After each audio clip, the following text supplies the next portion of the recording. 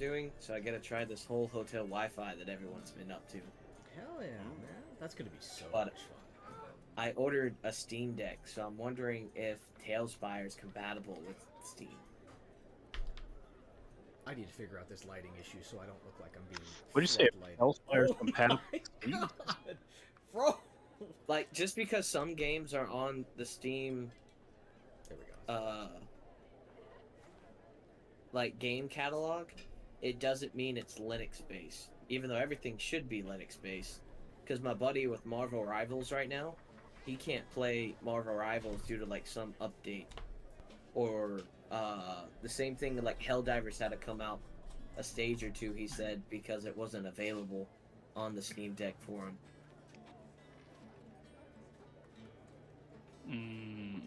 Yeah, I don't know. Yeah, well, that's what I'm going to try. That, and I want to get more hands-on experience with Linux besides just having a VM.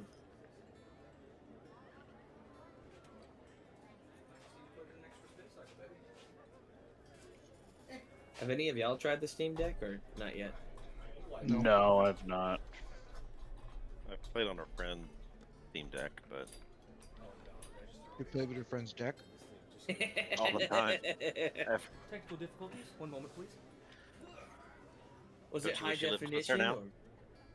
now? Or... I don't know. He just got the new one, so next time I go over to visit, I'll check that out. Was his Yeah. deck a real handful? It was massive. It was like 2 handfuls. Mhm. When I about played it. with my friend's deck, it was a lot lighter than what I thought. Yeah. I was really surprised. Like, it was lighter than Nintendo Switch. Yeah, they are lighter than the Switch. And I have the old school Switch, like first series one. Same. But now the Switch 2 gets released this month. I think at the end of it. How does it? Mm-hmm. It's like Nintendo... May. I think it's May or June.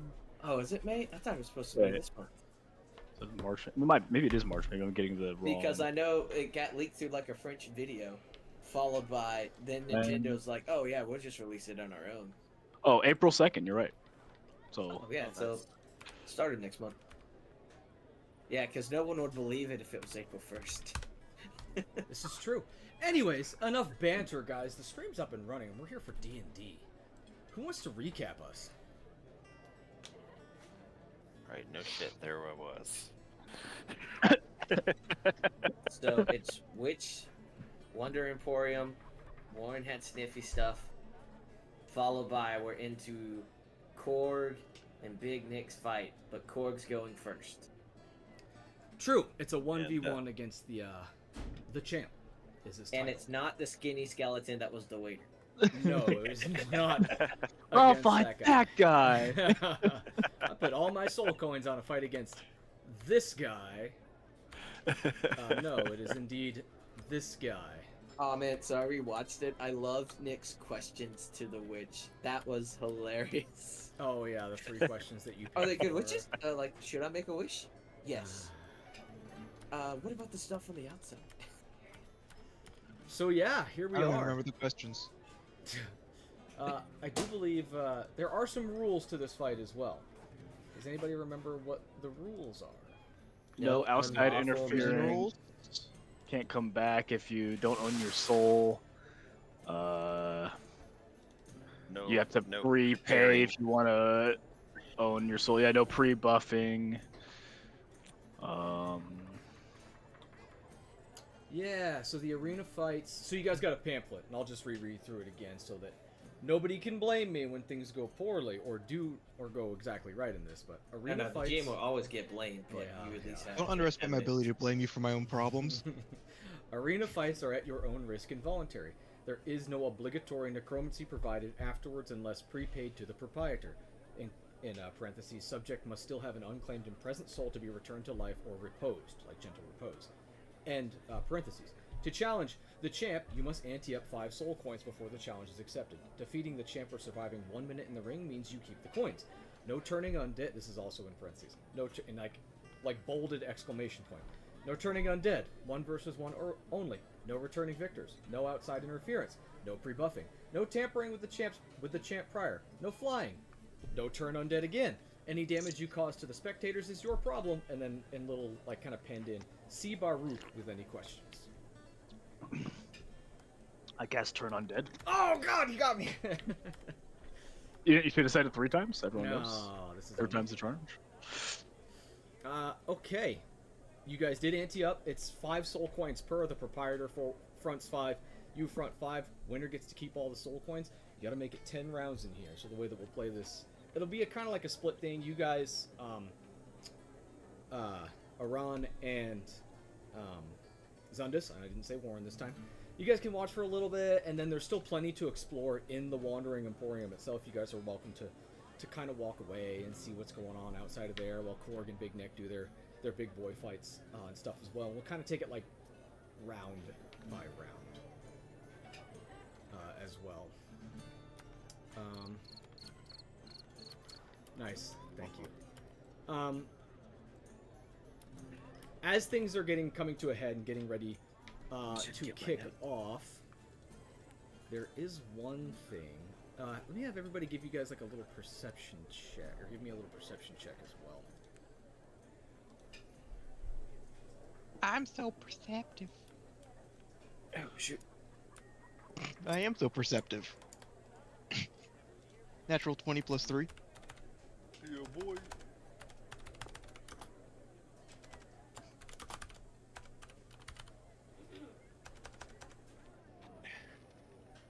Wow, you get that, laundry girl. It's not done yet. It's still in the dryer. 21. Let's see. Note to self. Empty out dice tower before you start the next one. Before you start your session. Oh my god, dude, I'm messing this up.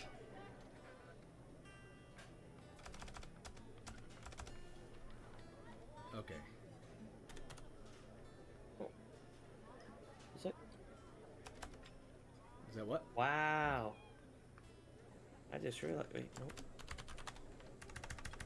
Now we just say 21. Jeez, that's crazy. They didn't mark the difference between the 6 and the 9 on this dice. Well, the 6 is like an upside down 9, so just look for the upside down 9. Well, no, it's like, so they did it for the 9 and 6, but they didn't do it for 16 and 19. Because those are easy to tell. Upside down 16 is 91. Yeah. Wait, is it? Totally. Yeah, maybe this is just user error. Probably is. As initiative is about to be rolled between you two, what was everybody's perception checks? Natural 20 plus 3. Hell yeah, Nick. Natural 15 plus 3. Hell yeah, Korg. 15. Okay, Aran. Natural 16 plus 5, 21. Hell yeah. Okay. Aran, you only hear it, but the rest of you, I'll point you to, you notice the presence kind of popping in to existence atop the straw roof of the Valhalla bar is a familiar individual. Aran, you only hear the noise. Wait, before we continue, can you pull us to the map? Oh, sorry, I thought you guys all used your admin privileges to get on my maps. I should ask you guys, should this go poorly? I know you guys both have pre-established characters. I know that much. Do you guys have any kind of plan as to how they're going to arrive, or are you fine with some shoehorning of they walk into the Wandering Emporium? I do have a kind of a backstory. Okay. So I am bringing in Ryu, but it's not Valhalla Ryu. There's another Ryu? No. I mean, it is Ryu, but I'd like to play a little backstory with you on it. You know what I mean? Of what happened when he died and went to Avernus. I'm good with that. Tell you what, if you don't survive this, then you and me, we'll do a brief talk about that, and then we'll be like, oh yeah, I like that more. We'll just retcon and yeah, it's nothing It's nothing too crazy. But basically, yeah, just walking into the bar would be absolutely fine. I swear to God, if you come at me with, he's now a warlock and his dad's a demon lord and all of his parents died and he's known for slaying dragons. And... So to be fair, he was already a warlock. He was a warlock paladin. I'm just doing that stupid edgelord trope that everybody does with their warlock character. I'm the commander of the kingdom's legions and can call him at any time. No. This really just ties into like his well, it doesn't matter. We'll talk about it later. If it's nothing crazy. It's nothing crazy. Yeah, if needed. All right. You're gonna die. Yep. No turn undead. Giving Korg a pep talk, rubbing his shoulders, boxer coach style, like you got this kid. That's pre-buffing. A tentacle comes down. No. Ooh. What's up, baby? What's Okay. No, we're playing this out. Where's this tentacle going? Oh my God. Rude. What are you doing, tentacle?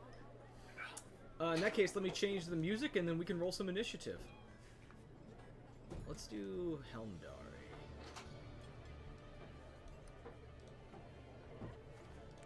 You'll notice that as soon as this creature kind of... I don't know if I want to watch this GIF. Okay, that's not as bad as I thought it was going to be. It's very suggestive, though. It's very suggestive. It's not the dragon this time, don't worry.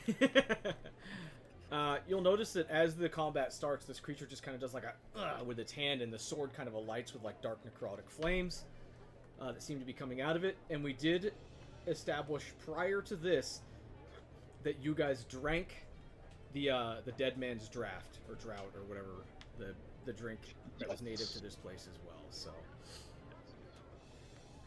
cool. Let me roll my initiative here. Oh my God! Amazing. 3+ stuff. How much? Yeah, 3+ stuff. Let me find this guy's.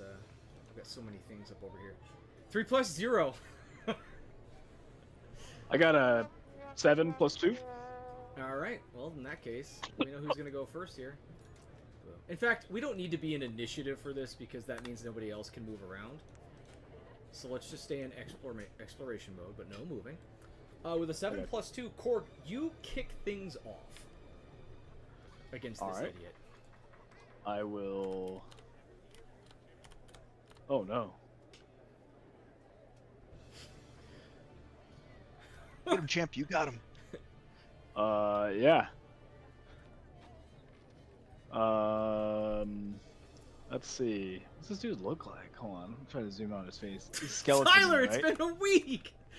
No, I'm just looking at his. I'm trying to see his face. He's got a bony visage underneath the face.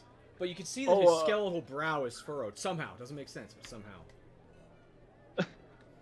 Hey there, guy. I'd ask you to join our revolution, but it looks like you don't have any skin in the game, so we're gonna have to just take you down. And I will hold my action.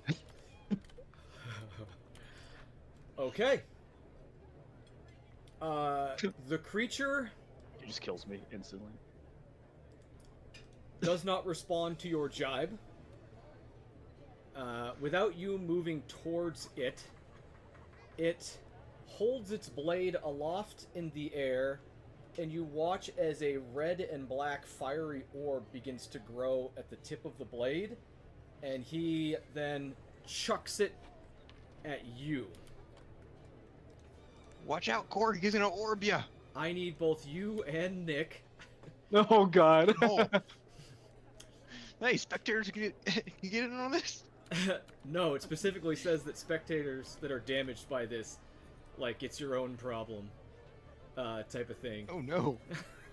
I just read these rules. I'm not gonna lie. I thought it meant like it's the combatants' problem if we hurt spectators. Indeed. Like well, that's the way I took it. Essentially, yeah. If you do like a fireball or a scorching ray and it veers off and like hits somebody in the crowd, it's between you and that person to try and sort out how you guys are going to deal with this.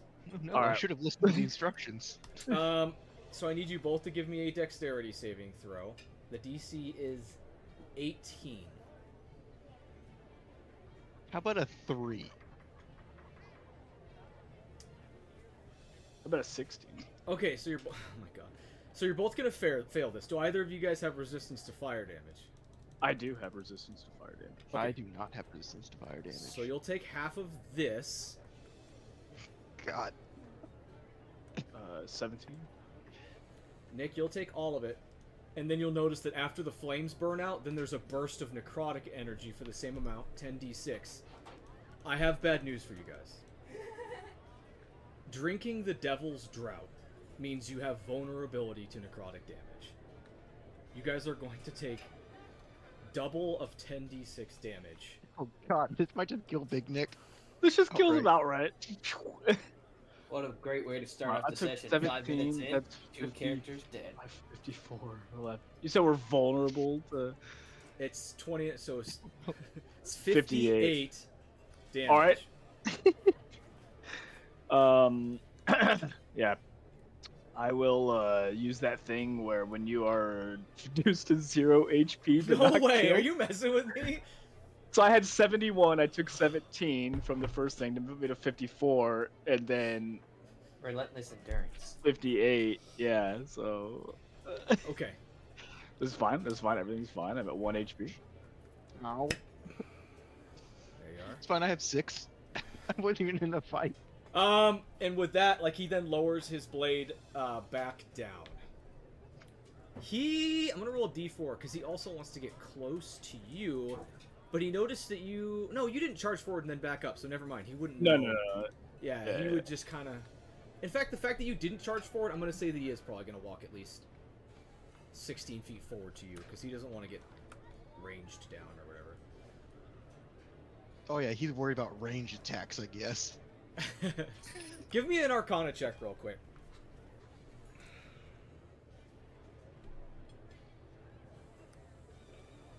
How about a 6? Korg, that was a pretty heavy hit, but you noticed it took a lot out of him. You don't think it's something that he can probably spam. Okay, that's his turn. We'll have a Korg turn, and then after that, we'll see what Jundis and Aron want to do. Watch me just kill him. Do I get in a one chance hit. to get off this stage and like get into a safe zone? Yeah, you can take a turn on this as well, to where you're like, hey, hey, good luck, buddy, and you like shuffle off if you would like. Okay, I will run over here, Okay. and I will start making some attacks. All right. Okay, my first one is a 19 to hit. With a 19, he catches it on his face shield and kind of like just diverts it away from him. Nice. 25 to hit. With a 25 to hit, oh my god, he's gonna activate a reaction called Parry. The Death Knight is hit by a melee attack roll while holding its weapon. It adds an amount to its armor class against the attack, possibly causing the target to miss. So after he deflects the first one with his shield, then he brings his sword up and diverts the other one away as well. All right, no doubt. I will action surge. Okay. 19 to hit. You're so quick, but this one just hits his pauldron now. He wasn't able, like, he was too busy deflecting these ones. This one just collides with his shoulder, but doesn't deal enough, or isn't heavy enough to deal damage. And 10 to hit. And I will bonus action second wind. Okay.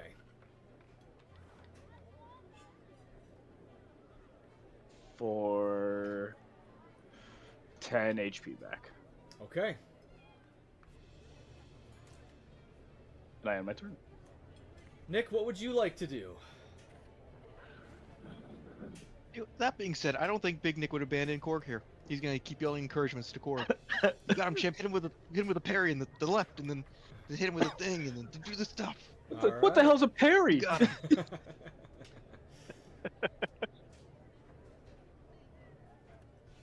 Okay, A then with platypus. that, he raises up this longsword. It's like, the size of this thing is somewhere between longsword and greatsword. And he'll bring it down on you. He gets 3 attacks to try and hit you. Hiya! Does a... I know that doesn't hit you. I was gonna say, let's see, I rolled a 6. Does a 30 hit? Does again? Oh no, that's a 9. Is your hold on, let me pull up your character. AC 23. Okay, cool. That's not gonna hit. Now you're the one deflecting his blows.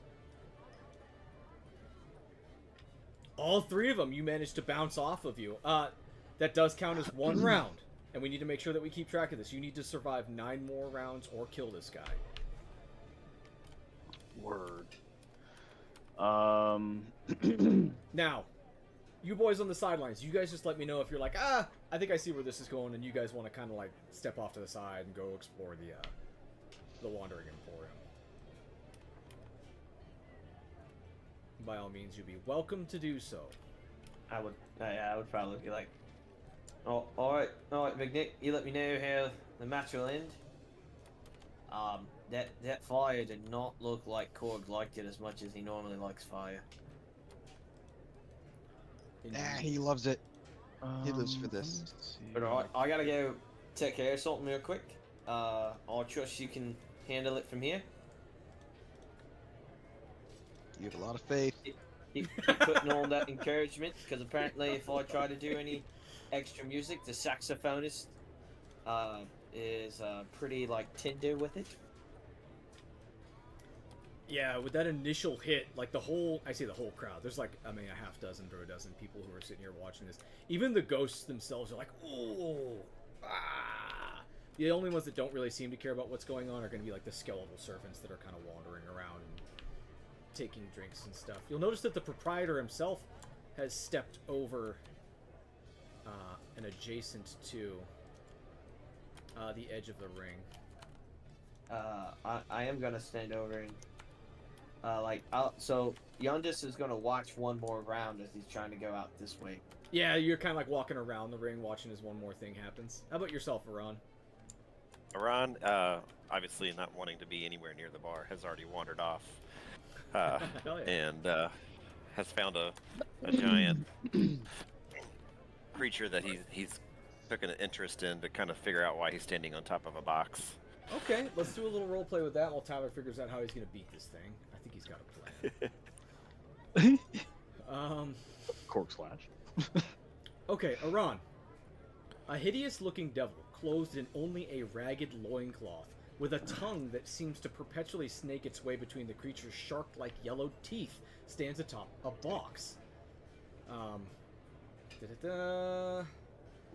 As you approach, the creature is calling out, and it's saying things akin to, one soul coin, try and pull the axe from the tree, Garther's axe. Gargar. See if you can wield the legend, King Garther's axe, try and pull it from the tree. You there, sir, he sees you approaching. Would you like to try and pull the axe from the tree? I think I could pull the axe from the tree. No, but you don't understand, sir. This is a magical axe. It was slammed into this tree about 1,000 years ago by the ancient King Garther. A spell was cast upon the weapon later by his wizard Berlin so that none but the strongest could retrieve the weapon. Go ahead and give me an insight check into this dude.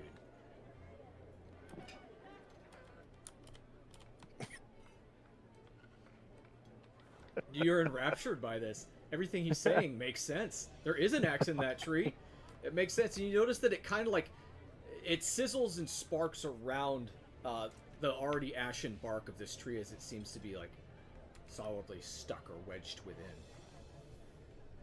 Yeah, this is awesome. I am one of the strongest people that could come down here, and 1,000-year-old spell or not, that is my axe. I can already feel it. He is eyeballing you up and down, kind of like giving you like a, does this guy really look strong enough? He's like, all right then. In that case, let's sign our contract about it before you give me your coin and make an attempt. And you notice that, like, looking at this guy's stomach right here, it begins to split open like so many like interlocked fingers, and held within his stomach is a quivering baby-sized creature, but with the off-putting face of an adult. And across the creature's skin is carved the contract as stated previously. 1 soul coin for 1 attempt to pull the or Garther's axe from the tree. Let me see if I have anything else in here. He says, in order to seal the contract, we both must kiss the chubby cheeks of the infant. Do you accept, sir? Absolutely. Okay, then by all means. He'll hop down from his box, just like so. He'll present it, you know, like facing this way. He puts his like devil, and as he does so, you notice like his tongue kind of like laps out as well. Mwah! You kiss as well. Mwah. Your soul coin first, sir. And as you guys kiss, you notice that like new arcane runes kind of emblazoned diagonally across the creature's chest, and it cries out in adult human pain as the runes are inscribed upon its body. Alright, I am going to take 1 soul coin out. And with that, he like tucks it back into his belly, fingers. Sorry, gotta figure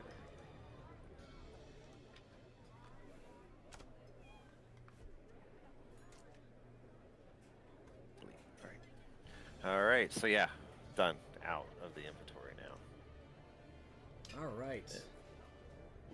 You get Give me that axe. 1 attempt at a strength check to pull this from the tree, and I actually need to go back in and remember because I made a custom item for this, but like an idiot, I didn't put the name of the custom item in my my notes for this. So go ahead and roll your check while I'm trying to pull up my D&D Beyond and going into my homebrew items. Homebrew collection. All right. Damn it. 12. Yeah, with a 12, you give a solid yank. And I want to... Nobody else is over there watching, are they? No. Okay. You give 1 solid yank, like foot up on the tree. Pull. It moves. Like this, there's the slightest crack. As like a piece of bark falls off from the tree to which then this guy is like, oh! Damn shame, friend, damn shame. And he'll open up his belly and you'll see like both of your names will then kind of peel off and like float away from that creature's where he has the contract on, will float away from that creature's skin as then his belly like closes back up and he says, tell your friends or try again. I'm gonna try it again. You gonna try it again? Absolutely. Alright, he says, well, look at you! Aren't you a brave one? Alright then. Fine, I won't say no to soul coins. And he like, again, baby. Give me that baby up. face.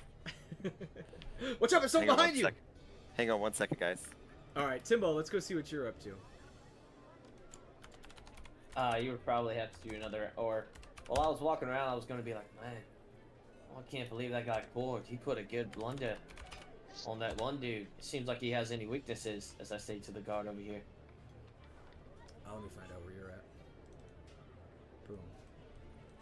Oh, to the spectral guy? Yeah. He says, yes indeed. The champ, I've only seen 2 individuals actually defeat the champ.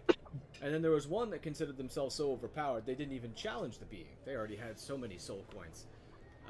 And there have been, well, I myself was a challenger. It's how I arrived in the position that I am at now. Ha-ha!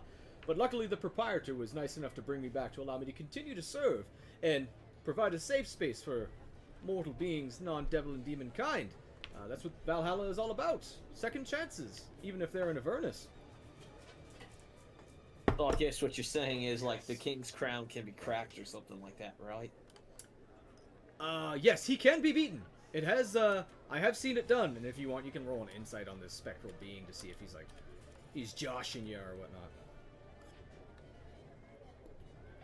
Haha. Insight 8.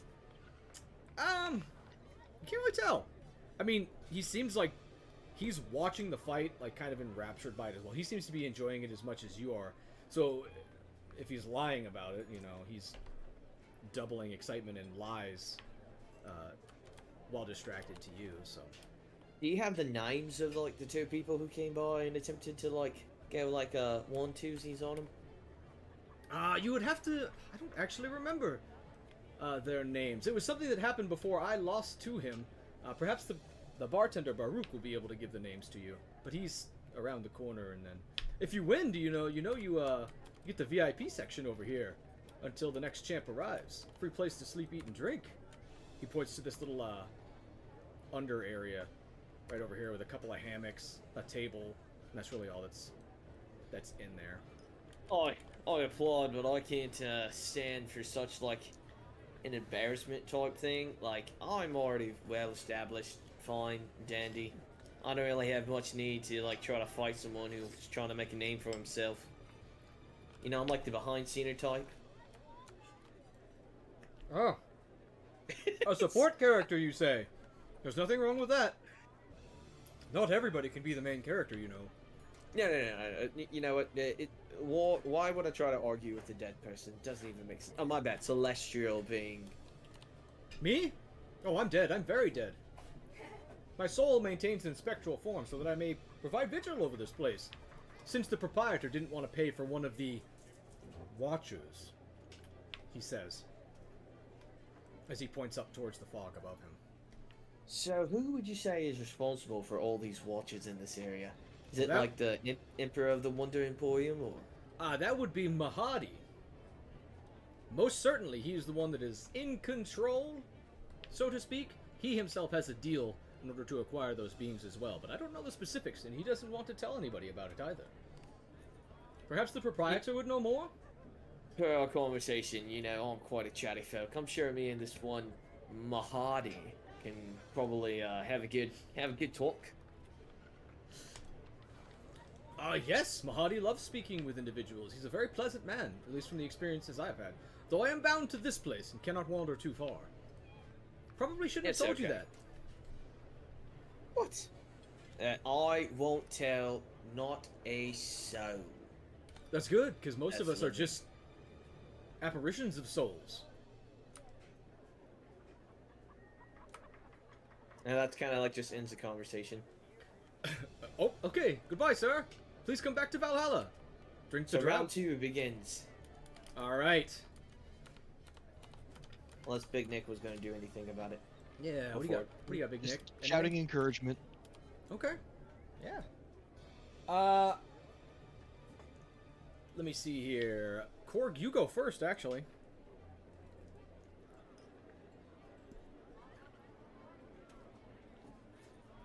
Guys, he's ignoring us. Or he's changing his character sheet. Sorry, I was muted. I will attack. All right. Tie his shoes together. Tie his shoes together. 21 to hit. That hits. 11 to hit. 11 does not hit. You dealt 12 magical 12 magical slashes. As this thing comes down, there's a crack as you pierce through this creature's armor ever so slightly. A little bit of spectral energy kind of leaking out, but its expression changes not at all. Crack! Oh, God. I'm in danger. Is that it? Hold on, do I... that was action...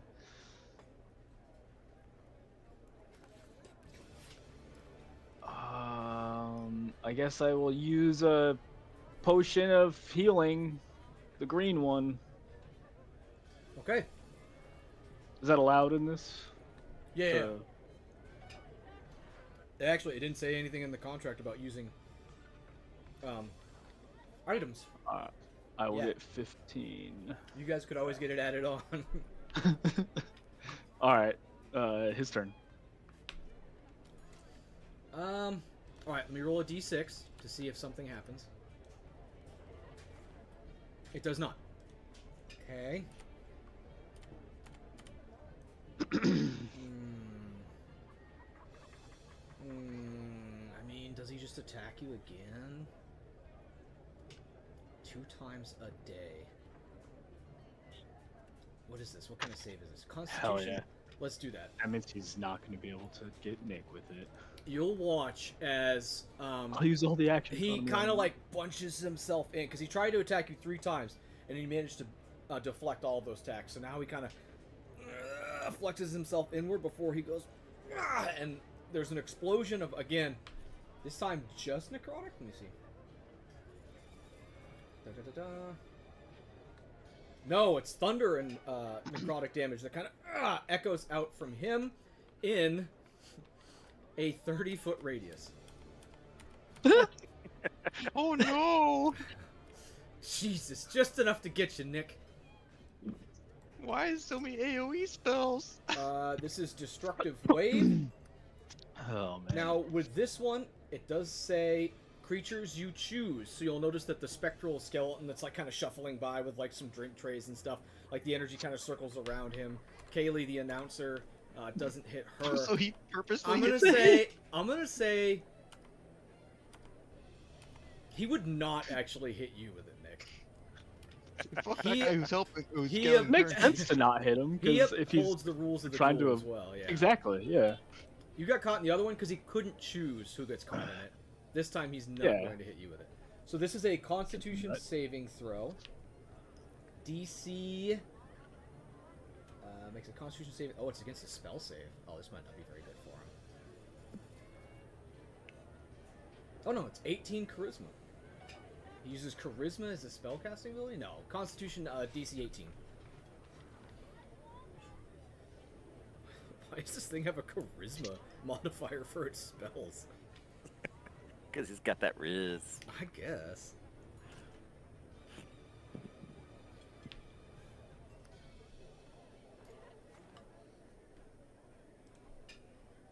I'm healed. Yeah. We lost him again, guys?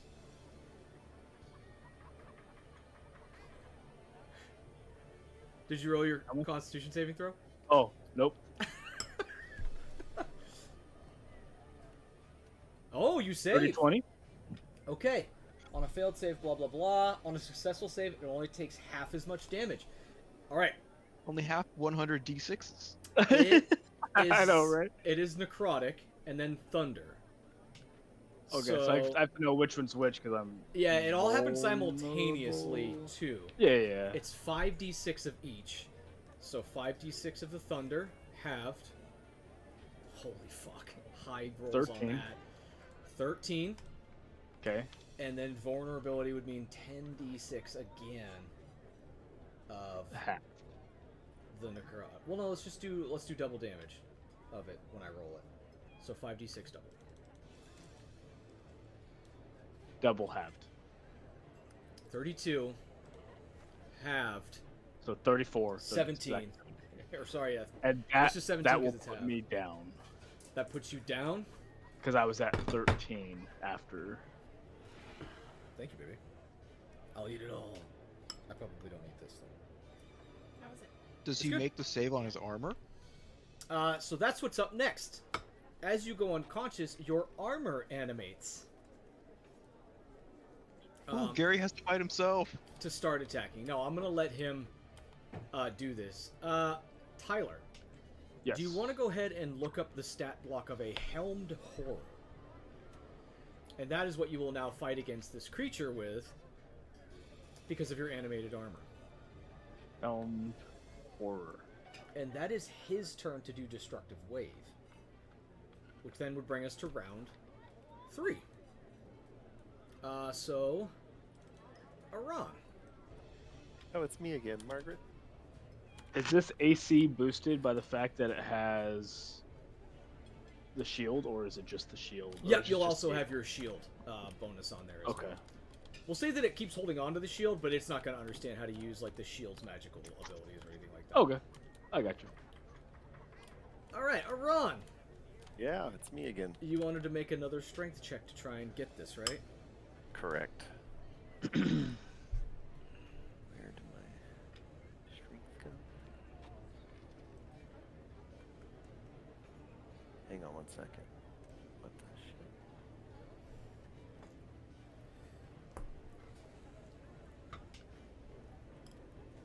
Oh, there we go. Maybe.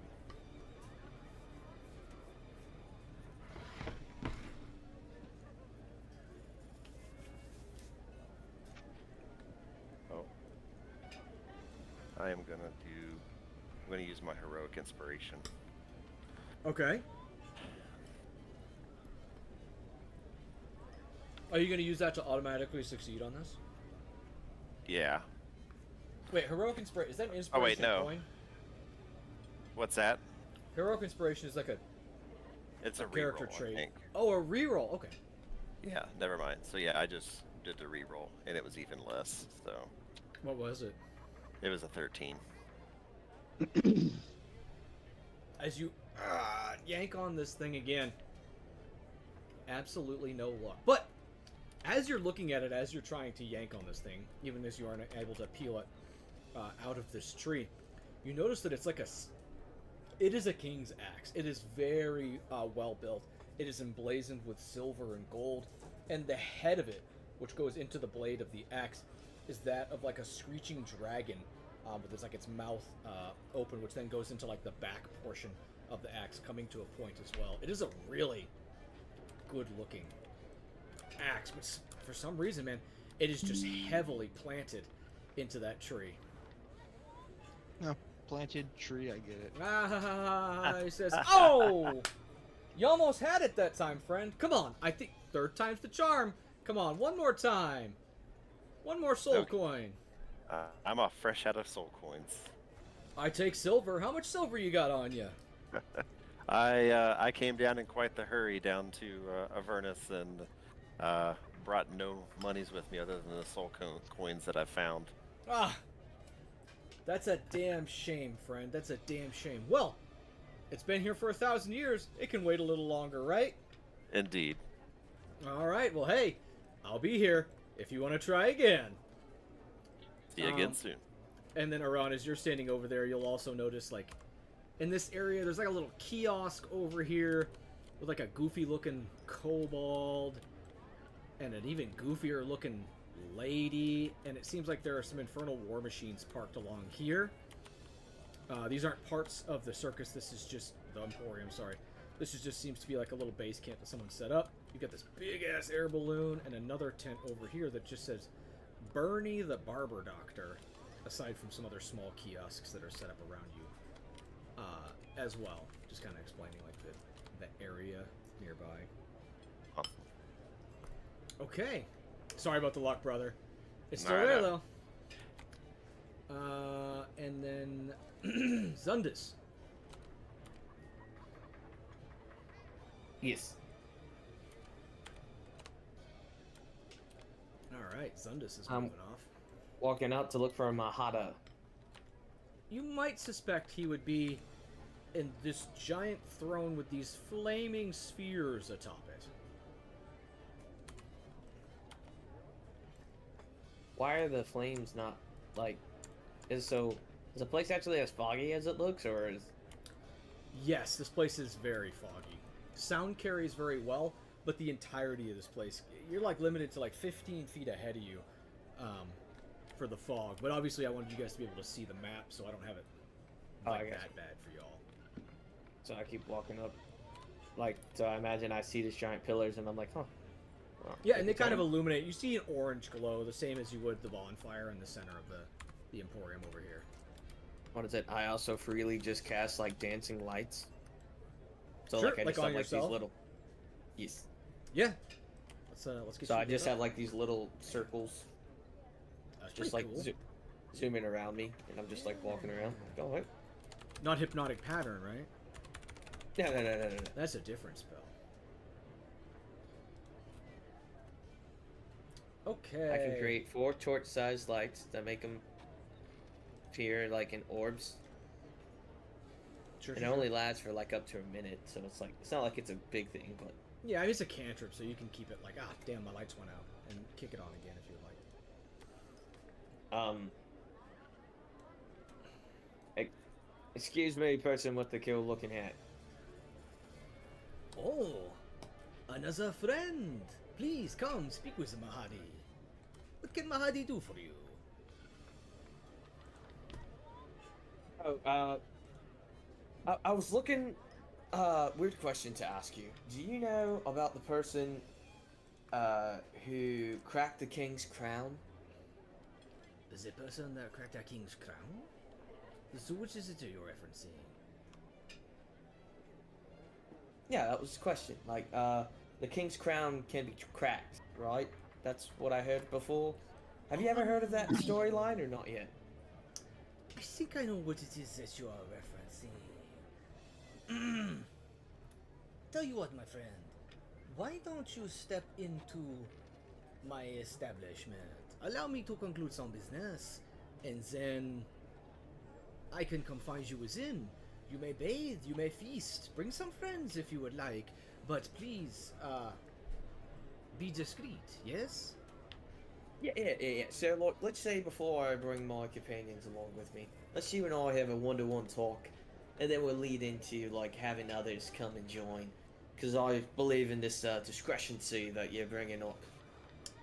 Allow me to finish my business, and then perhaps I can summon your friends within there, but I cannot talk business with myself out in the open like this. Give me an insight check, Lundus.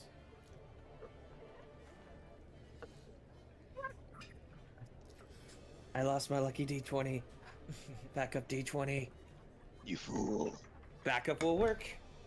17.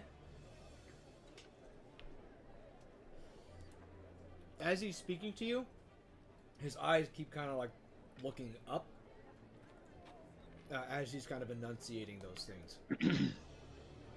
Show me the way. I say while also looking up, understanding the gesture. He says, but of course, please, make yourself comfortable. And you'll notice just near you, a little portal kind of appears. Horizontal, vertical portal. Or arcane gate. Well, I have to remember what this thing's called. Dimension door type thing? Or There we go. Oh no, the portal so that I can drop it on the map for you to walk into. I'm downloading the portal.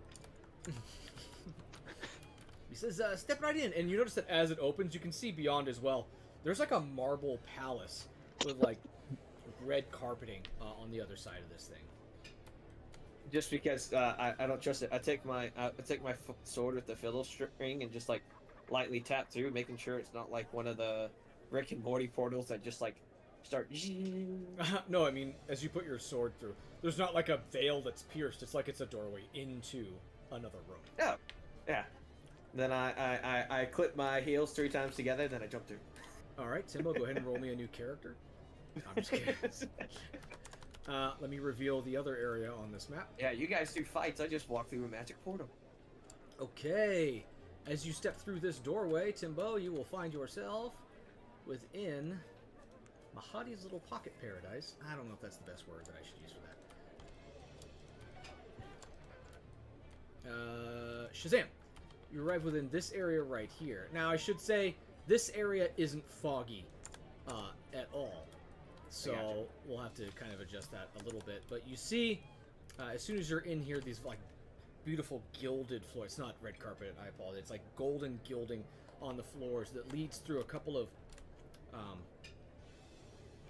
tapestried off areas where you can smell aromas and perfumes and soaps that are within there. There's tables of decadence kind of splayed out on them. And a very gentlemanly looking dude at the end of the hallway. It's kind of a comb over, but a tuxedo on, kind of beckons you forward. Good sir, welcome, please, approacheth. And as you approach that way, you see like there's like a bath attendant succubus right here on the left side, and then on the right side, like smoking a cigarette with like stringy hair, is like a pot-bellied lady goblin. And as you're going by, the succubus is like, "Please let me bathe you." And then this lady's like, "Hey kid, come on, I'll scrub you down. Come on over here." And she like flicks her cigarette out. What is it? Absolutely have no interest, but like understanding this is someone else's house and like it's rude. It's like, oh, I appreciate that gesture, both of you. Actually, really. However, I should explain this a little better. This is actually a business that this is a service that he provides. You guys facilitated this service for Red Ruth. So this isn't, you wouldn't suspect this is his house, but more his establishment where he wines and dines people.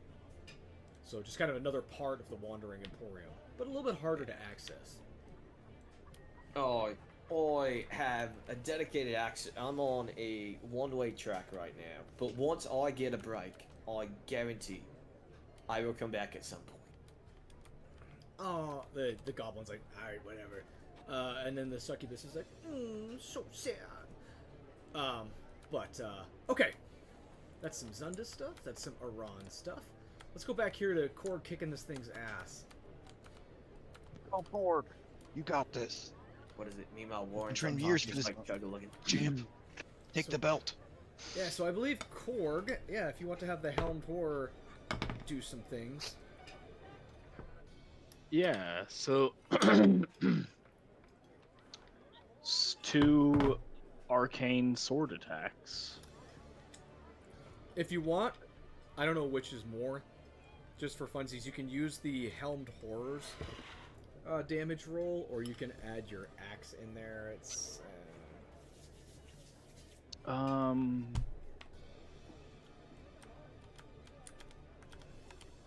What do I do? Do I do a D8? It's honestly, it's almost the exact same thing. cool. That makes So, but the arcane sword adds on force damage, so it does the same, like slashing, and then it adds force. Okay, let's just do that then to keep it easy. So I'll just.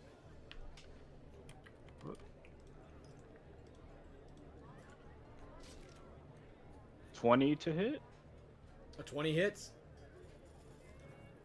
A 20 hits exactly. So I'm guessing a 19 does not hit A 19 exactly. does not hit. Exactly. So 5 slashes, and it would be 10 or 1d10 force on top of it. Okay. So 3 more force damage, and then I need to remove that potion from my inventory. And then I have a regular healing potion I will use. Oh wait, no, I can't. Never mind. Oh yeah, no. Your Helmed Horror is probably just gonna attack the shit out of this thing. Yeah. I forgot who I was using. All right, it is your turn. Okay. It is not though. Korg, I need a death saving throw. Oh, this is true.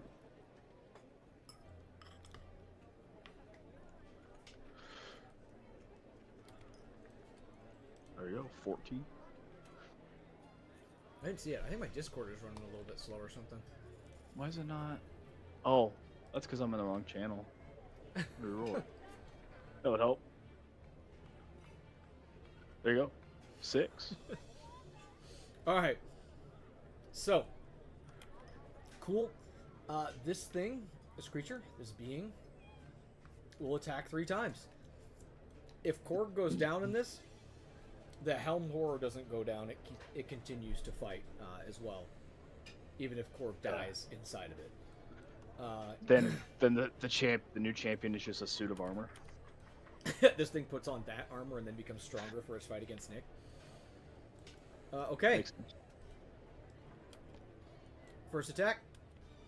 Gonna hit. This is a Dread Blade. This is the first time it's hit you with the Dread Blade, but you do notice that it has this kind of black flame, black smoke kind of emanating off of it.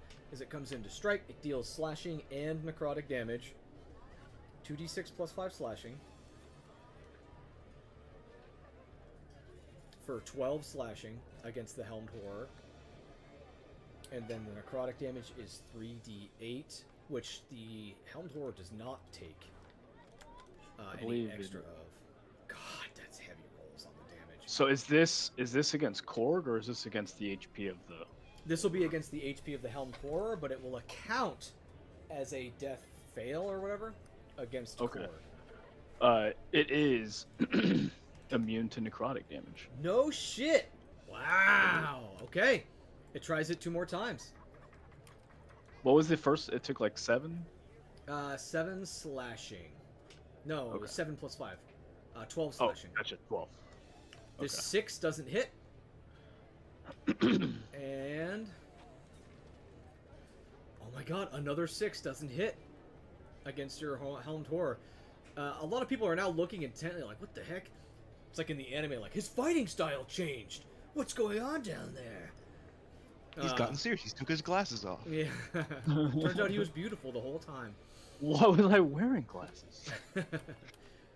Okay, cool. You guys are just beating the piss out of each other. And then I need to roll a d6. Okay, that doesn't happen. Alright, cool. That's that. Nick, you're just kind of cheering this dude on. Go Korg. I have no idea he's actually dying inside the armors. I'm just cheering him on. That's like blood seeping out. Go Alright. Korg. Aram? What are you up to? Oh, Aran, you're muted! Probably harassing India. Oh, it's so good that I was muted. Man, the things I was saying. He won. He actually won. No, licking my wounds, I decided to go wander back over to see how the fight was going for the guys, and but not wanting to be inside the bar, kind of hung out over by the side exit just to kind of get a peek in. Okay. Yeah, just kind of scoping things out to see how this next round goes. Alright. While you were walking by... Sorry, I'm trying to stuff my face while this is all going on. A little rat with little imp wings sprouting out of its back kind of flutters over to you. And it just kind of taps you with a claw on the shoulder and tries to like shove into your hand what looks like a little flyer.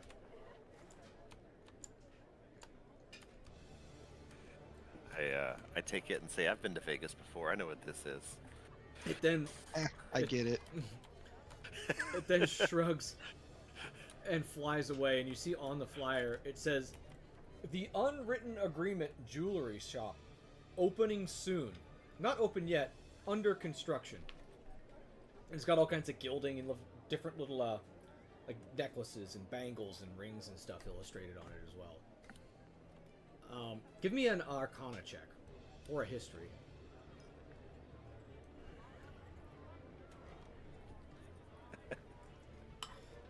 Your rolls are not very good today, are they, Aram? No, I got a 2. I haven't rolled a double digit all day. Holy shit, bro. You notice that these artistic renditions seem to, like, they look like they're real things. It's not like like a cartoon ring. It looks like artistic renditions of actual magical items, but you don't recognize any of them. I take it and shove it in my pocket, and I say, there might be some of the guys in the team that might like this. Yeah. Okay. Zundus.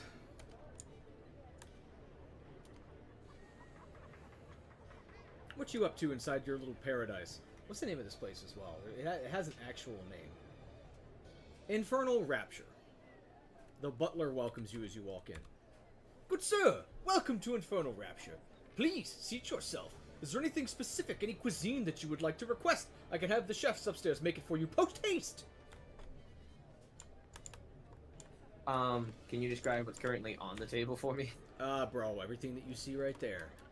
There's a pig, a turkey, a bunch of boiled eggs, a pie, mugs of beer, glasses of wine, a jug of milk, a basket of assorted apples and pears. You and know, other a fruits. good elven stew. An elven stew, of course. I'll be right back. Anything in addition? You need not be stingy. If you're Well, why not, inside, yeah. you've already earned the right to eat whatever you like. Why not go ahead and go for, like, your finest bottle of wine? Oh, Knife Ear's Delight. A delectable choice, sir. I'll be right back. And he says as he hustles up the stairs over here. I would like to just, like, scan the room, for, like, any, like, potential exit. Like, is the door it came in the only way, or is it, like, the windows, or, like, the windows, like a Catholic seat, I forget what that window type of window is called. You know, the Stained one with all glass, the yeah. colors? We would say that it's Yeah. probably stained glass. And you'll notice that on the stained glass itself is the images in like various heroic poses of a devilish being, like a heavily muscled devilish being with a big old set of horns on its head. But it doesn't seem to be wearing much else on its body aside from like a gilded loincloth, which you haven't met this thing before, so I'm not sure you would recognize it. Which way was the devil, or is it just like the one? That's just the stained glass images that you see on the windows themselves. Can I roll for a history check to see? You can roll history or religion. Timbo, while you're up there, this guy, he says, "Oh, hey, a guest. Hey, how you doing there, buddy?" 21. Religion. It looks like an infernal lord, or like a devilish lord of some kind, but you're not specific. You can't determine which one, but you will definitely recognize this thing if you ever see it again. All right, now who you said was talking to me? I'm sorry. This guy is up here, and he's got like very flamboyant attire and a feathered cap and such. As he says, "Hey, welcome, friend. I just flew in from Faerun, and boy, are my arms tired."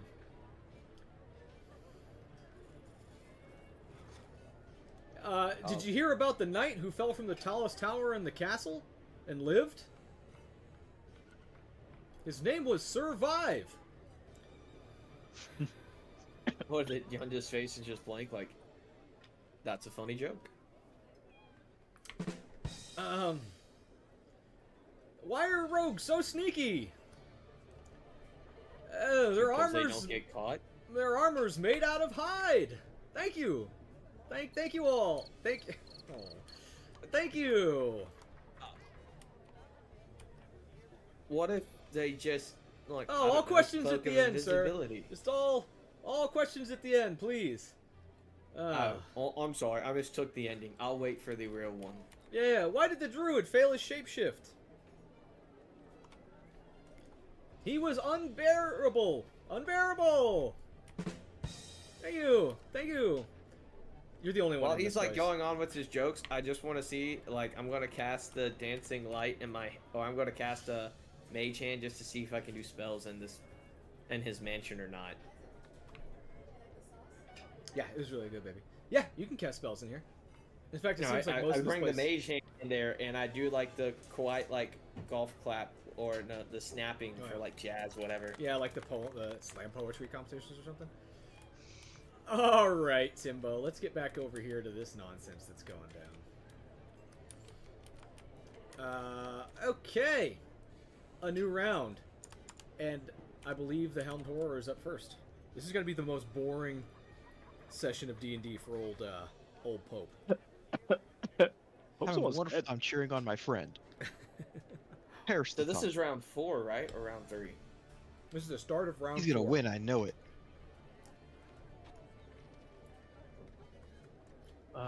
Okay. No doubt. I will attack.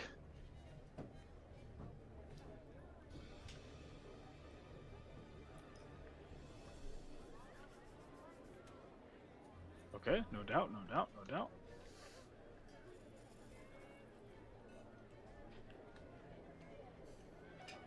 Okay, two Alright. Two missed I should have attacks. 2 fails. 2 missed attacks and a death save. Okay. Great. This is all going great. Everybody's having a great time.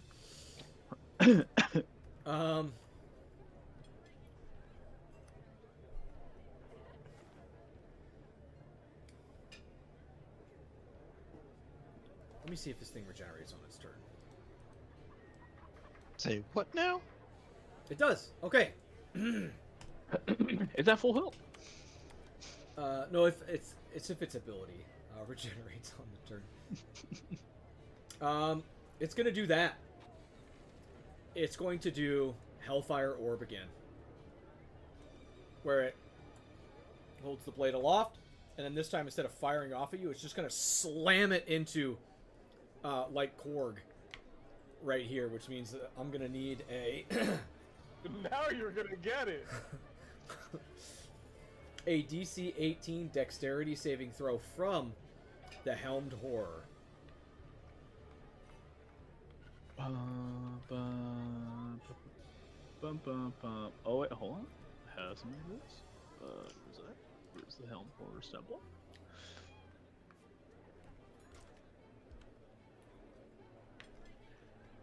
Alright, let me see. Dex is a 13.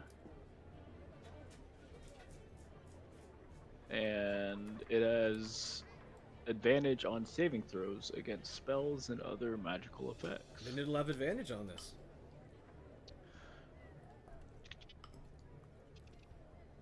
This is Korg 2.0. 20 plus no rolled D 20. Keep higher.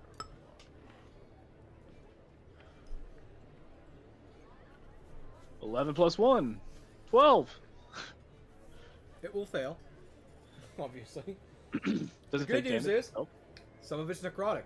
Half of it is necrotic, so it will take none of that damage. How does it feel about 10d6 fire damage, though? No doubt, no doubt, no doubt. I would also say, like so, 40 points of fire damage. Nice, nice. It has taken 52 out of its 67 health. It has 15 left. But because of that, this creature was also within. Oh, okay. So it saves. Naturally. It's cheating. It's I turn cheating. undead. It's weird. It has a 0's dex modifier, but it has plus to its dex saving throws. Thing's got proficiency or some shit. So it'll take half of the 10d6 because it is also immune to necrotic. Actually, that's not fair. I'm going to do the same amount of damage that it dealt to you. 40, so it'll take 20 points of damage. I'm going to re-roll it for myself. You're right. That is cheating. Unless it was higher. Then yeah, that's okay. DM, you're allowed to do that. That's fine.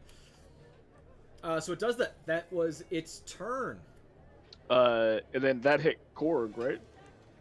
And I do So believe another- that means Korg is 3 death fails. officially down. As the fire envelops you, Korg, your body manipulated against your will. Is there any final moments or memories that would kind of echo through Korg's mind as this happens to him? Yeah, whenever our Hellcrawler was rammed up against the tree, and there was that dude who, like, might have been important to the story, and I was on the bottom, and I think Nick was on the top, and we were trying to pull him out, and we just, like, separated him in half. But it's playing along to that music. Oh, that's like, it? That's the memory? Why is that the memory? I would also like to know, what was Grok thinking of the whole time? What was what? Oh, Grok. Yeah, His second Grok, head. Oh, Grok literally only knows the words Fred Burger. But it doesn't know why. For some reason, this is stuck in my head, but... alright. So let's finish out this fight. It is the... No, that was those guys' turn. Okay. So that would mean next up is round 5. So you survived until round 4, which is pretty dope against this thing, Korg. Well done. We'll have to determine whether the armor is considered Korg if it survives until the 10th round or not. Korg gets armor. Yeah. Korg's armor gets the money. Okay.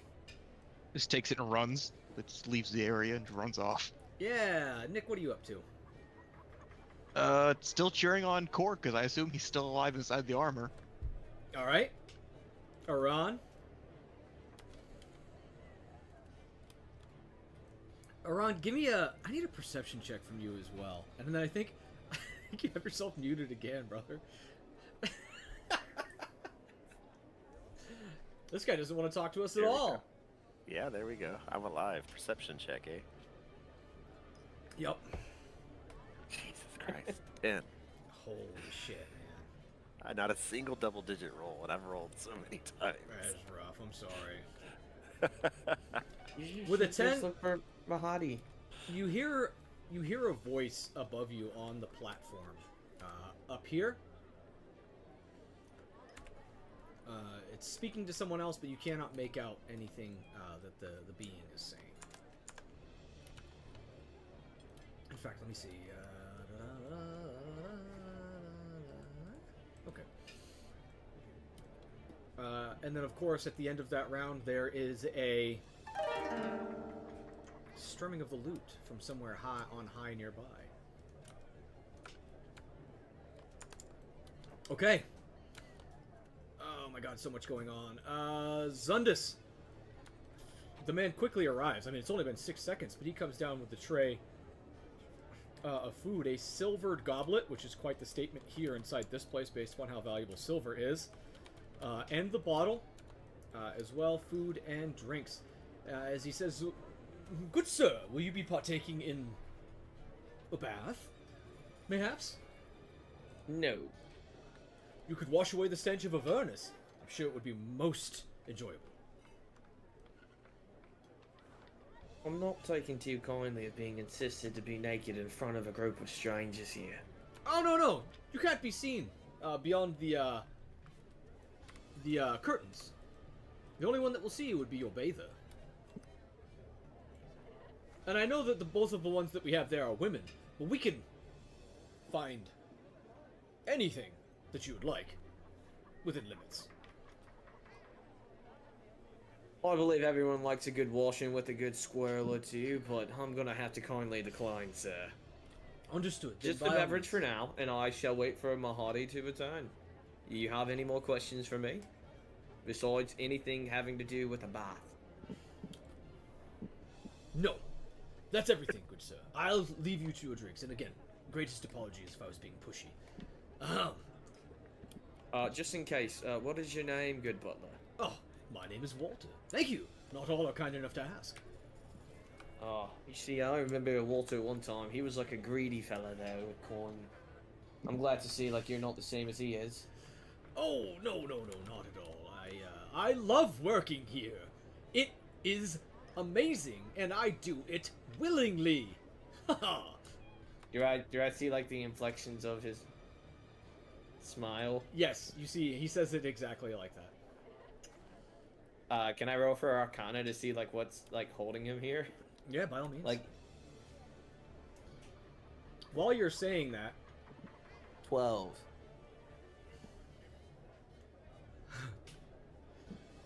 what the fuck? Oh god. With a 12, there's nothing innately magical. Like, he obviously is saying this through gritted teeth, but not in like he's being restrained, more in like a frustration type of situation. Oh, it's like like an Alfred who just, I can't be mad at my situation. I love my job. Yeah, or like everybody who, like any of us when we're at work, it's like, I love being employed. Like, this is great. Definitely not going against capitalism. Yeah, we're good. Yeah. Yeah, so I just enjoy my beverage and just wait. But I feel like the fancy thing, like back at my grandpa's establishment, like I hold the cup and I just swivel it around. You know how like wine tasters do things, like you swivel it? Yeah, you're letting the Swivel it. tannins rest. Just smell it and just put it back down. Okay. Yeah, I think we're all in the similar boat. We're all just waiting for the next big thing.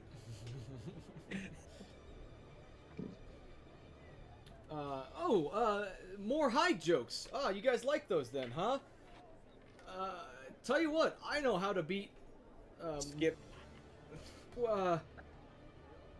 Why are we in this dungeon again? I thought it was a dungeon.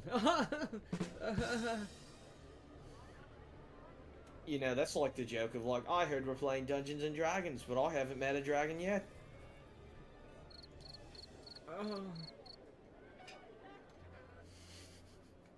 Okay. Alright, so it'll probably take Mahadi like another round or two to get over there, Timbo. So we'll get these guys finished with their business over here. Right, this brings us to top of round 5. Because he died at the end of round 4, right? We lost. He's still alive. I don't know what you're talking about. Oh yeah, my bad. Yes, I did die at round 4. Okay, but your armor lives on.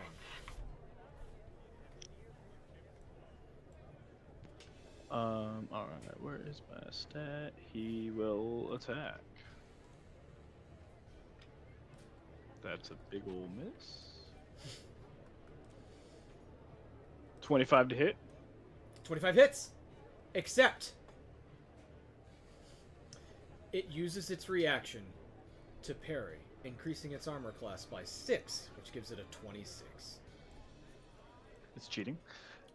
It ends its turn. This creature is very autonomous. It's very robotic in its actions. Doesn't seem to have sympathy or mercy. It is here to have one job. It's to beat people in 1v1s, and it doesn't really care how it accomplishes that, sadly. And at the end of the turn, I'm going to roll a d6. I'll just roll it now to see if that thing recharges. This thing recharges. That's at the end of its turn. So instead, it makes 3 attacks against your armor. Let's see if any of these hit. The last one is a natural 1, but the first 2 are a 23 and a 27. Take a shot, Gary. 27 hits. That's not alcohol. It's true, it's not. 27 hits, which means it's only going to deal its slashing damage of 2d6 plus 5. 15. It had exactly 15 HP left. Oh, man. So it goes down in round 5. Yes. Okay. Then.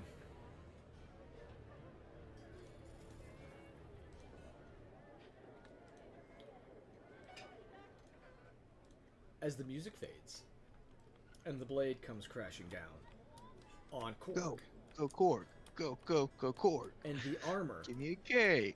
The armor itself deanimates and begins to very robotically crumble down to the ground before ending in kind of like a kneeling, kind of like deanimated pose as it leans forward. And it's at this point you guys watch as like kind of gushes of blood kind of begin to spill out of Korg's armor, to which this thing has its blade raised up again. It holds for a moment until Korg doesn't seem to be moving anymore, and then it lowers its blade and it kind of stalks back over towards its corner, where then this woman, Korg, get up, it's just a flesh wound. she looks over at Nick, she looks down at this man, she places her ghostly hand on his neck and on his chest, and she looks up to the proprietor, and she says, "It would seem that the champ has defeated another opponent, huzzah!" To which you'll see all the ghosts around the ring go, "Yeah! Best out of Good 3, let him go heavens! again. He's done it!" She looks over to But your you won't corner. revive him to let him fight again. Yeah, she looks over to your corner, Big Nick, and she says, "There is not much time to do the repose or the revivify. Would you like to enact any of the services?" Do they cost money? You're reminded of the menu that they presented you guys, where there's gentle repose, revivify, raise dead, resurrection as options for things here. Gentle repose is 100 silver pieces or 1 soul coin. Revivify is 3 soul coins. Raise dead is 10 soul coins. Resurrection itself just says price negotiable. Speak with the proprietor. Because resurrection, there's no time frame on that. So this price negotiable thing. I've got Yes. no money, but I have stuff. Like, You what have kind a of certain negotiation set of talking about? skills. I certainly do have skills of some kind. While you guys are having this conversation, the champ seems to stomp its way over to this spot over here and posts back up. She says, "Tell you what, we'll have a brief intermission. We'll leave him here where he is, but if you would like to go and speak with us, proprietor, then by all means. I cannot advocate for him, but if you want to offer something." Okay, where's this proprietor?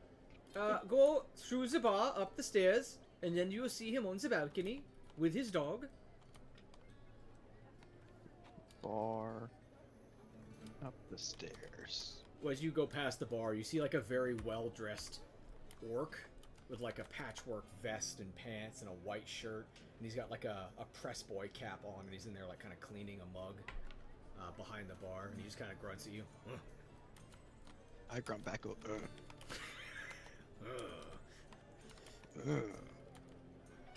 Arriving at the top of this area, you'll see what looks like a white-skinned, like it's like white and black skinned dragonborn with like green accents on its body, like a tiger striping of some sort, and it's wearing very flowing green robes with a staff that also has a dragon's head that bites down onto a green orb within it as well. And he's sitting on this stool in front of like a bunch of little documents on this area as well. No food, but it does seem like maybe a glass of wine in front of him. Give me another perception check while you're up there. So perceptive. 17. With a 17, you'll notice bouncing around on the table as well is what looks like a spider, like a tiny little spider that kind of like bounces around and skitters across the table, the glasses and the books and stuff, but eyeballs you warily. Spectral Hound kind of stands up and goes over to move and stand next to this man who calls himself the proprietor as well as you go up there. And he I'm guessing my says, spider goddess boon doesn't extend to this character. He doesn't seem to take note of it at all. Give me a quick Arcana check then. Okay. A dirty 20. You Super Arcana? suspect the spider might be... This guy seems like a spellcaster, and if he is, that might be his familiar and like less of a religious thing. Whereas the Spectral Hound just seems like necromancy. I mean, you're getting heavy necromancy vibes from this place. This guy raises dead and has like ghostly servants and all that jazz.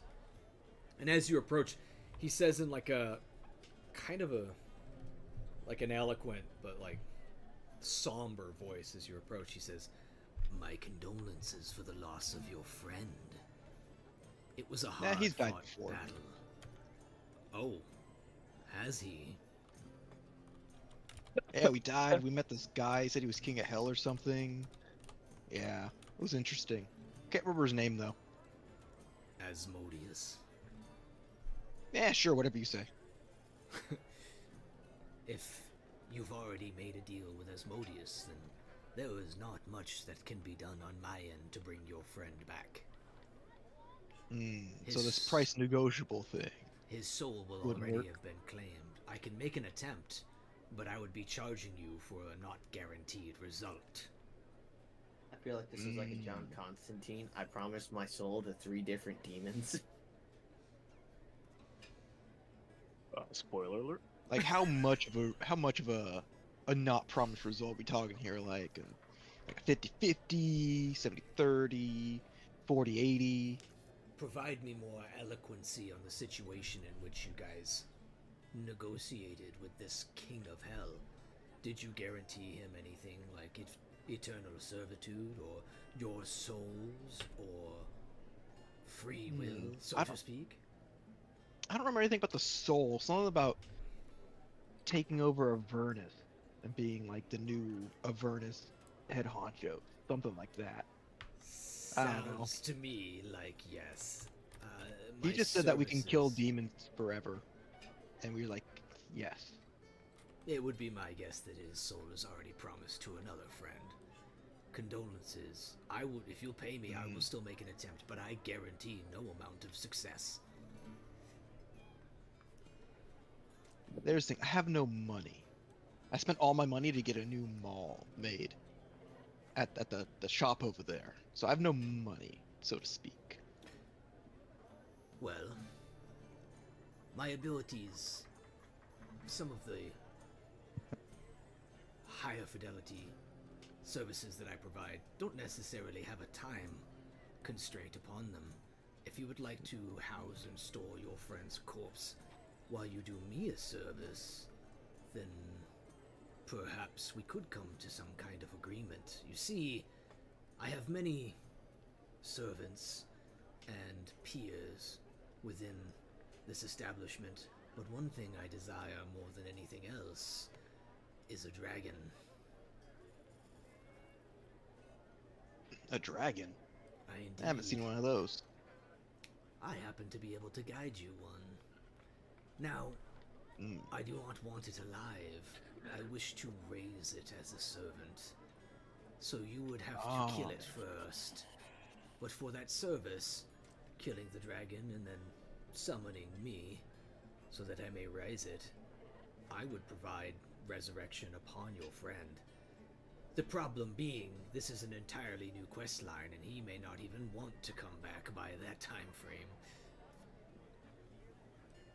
He's essentially saying, is there if like you do this, then I'll resurrect him later, but not until you do this. So we'll all be level 20. Korg will still be level 8. I would Is say there that, like a time limit to this thing for you, or is it like get it done when we get it done? oh, no, you get it done whenever you feel. Oh, sure. We'll get to it eventually. Korg wouldn't mind.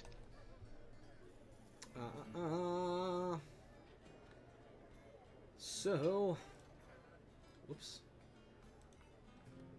It's the body switch episode.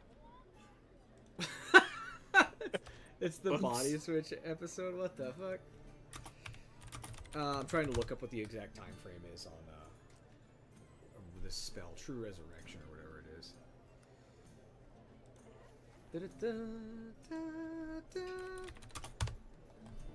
So if you guys want to add, or Nick, if you want to add to your quest log, Wait, we have quest logs?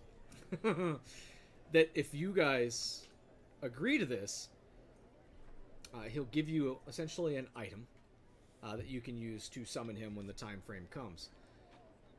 But you need to provide him with the corpse of a dragon, which then he will then take into his service and provide you a true resurrection to bring Korg back. In the meantime, if Tyler has another character that he would like to Check your DMs. Oh, Jesus, I do have DMs, don't I? Okay. Alright, interesting.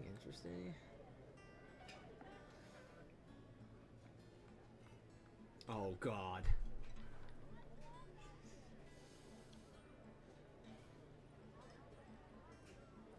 That's dope. I dig it. If you want to add the miniature in, I'll get him swapped out. It's already in. Alright? Okay, adding custom item. What should I call it? So if you agree to this, you will see that he taps his staff on the ground twice, clink, clink, which opens up the mouth of it, and he hands you the green sphere.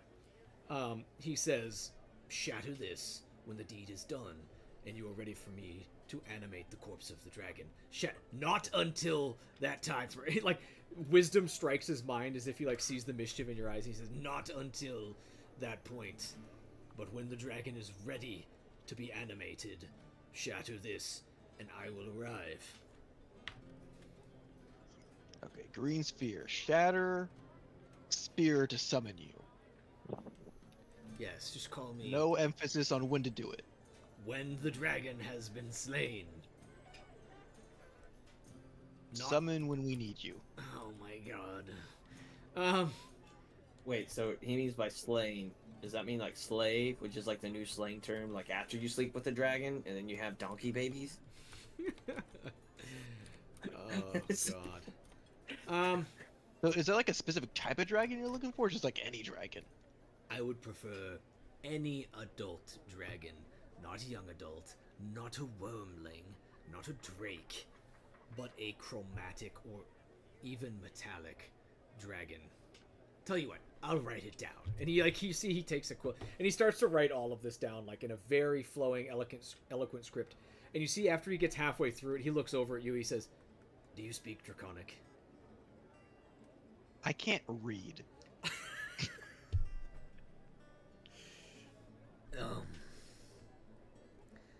Okay.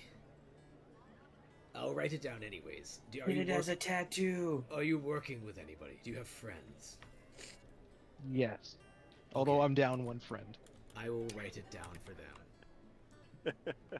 I don't know if they can read. Again, no I can read promises Draconic. that this will work. Okay. Okay. And with that, Korg's body will get kind of drug out of the ring by the skeletal servants, and they'll plant him over here, I suppose. They're not like mean about it or anything along those lines. They're like, "Oh man, he made it to 5 rounds. That's pretty fucking cool. You know, that's pretty tight. That guy did pretty good." I'm gonna grab Korg's body and drag him by like the leg to the Okay. Hellcrawler, and just throw him on there. Yeet! Chuck Yep. Korg up to there as well. We'll get to you later, buddy. Remind me to send you like all of that instruction as well, because he's also going to give you guidance on where to go to look for or to find a suspected dragon. The word Tiamat is raised several times, obviously. But, okay. As you guys are doing that, Tyler, is there any roleplay that you wanted to do real quick? You notice this group of individuals is all of a sudden down one adventurer. Let me get... Hold on, where's Nick at? Click on Nick. I'm at the Hellcrawler. Where was Nick when he was getting talked to? It would have been all the way up. Actually, I could just do the T-ping for you guys. Bing, bing, bing, bing, bing. Up there. Alright. That T-ping. So, hearing if I was anywhere near at the time, if new character was anywhere near at the time, but hearing that they're in search of dragons. Yeah, let's say Ryu maybe went down to the bar because it's just down the stairs a little bit, and you heard dragon, get this dragon for me, kill this dragon type of stuff. Dragon. Yeah. So I will meet Nick outside I'll follow him outside. Okay. Let me get rid of this Ryu over here. Boom, boom. Okay, Nick, as you turn around from yeeting... Oh my god, there's also a dead fiendish creature up there as well. It's the corpse caravan at this point. You guys will meet each other. Aran, you will notice that as Nick is dragging Korg's body, well, I don't know if I'm going to call him a vicious-looking man, but he looks like he can put up a fight. You see him begin to tail Big Nick over towards the Hellcrawler. So I tail the tail. All right. Double tails. Yeah, and you'll see them kind of come face to face over here. And before all of that kicks off, you hear the sound of a double clap, Zundus. As arriving at the throne within this place, and already sitting kind of quite relaxed atop the throne, is going to be Mahadi. Timbo. You said he came by? Yep, he appears, does like a little double clap, and appears right in the throne. Sorry about that, my friend. Some business. I heard that I had an old friend visiting. Oh, there he is. Sitting in my chair, he was still empty. I'm sorry. No, he says, I heard that I had an old friend who was visiting within the Wandering Emporium, but I couldn't find her. It's no problem. Oh god. I keep while he's talking, I'm gesturing the gesture to keep moving a little farther, a little more space, a little more space. He says, Keep going. yes, Keep jester, going. shoo, take a break, go away. To which the jester's like, oh thank god. He goes all the way over. Now tell me, friend, where there are no prying ears, speak plainly. What is it you want from Mahadi? Alright, first things first, I'm trying to figure out which demon is in the ruling ports of this area over here. Well, we all answer to Asmodeus, yes? But if you're looking for this specific level of Avernus, then Zariel, after she usurped Bel, who was then kicked out of his forge by Erdosin. How much would you like to know? More along the parts of how Erdosin got kicked out of here. Oh no, Erdosin did not get kicked out. He recently arrived from Faerun.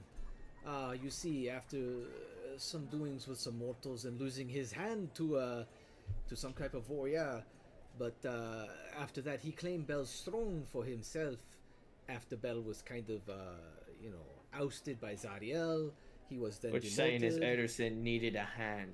So some people he has a right hand. His son, Drokan, he does what he can, but I don't know if they get along so well. Yeah, what would you like to know specifically?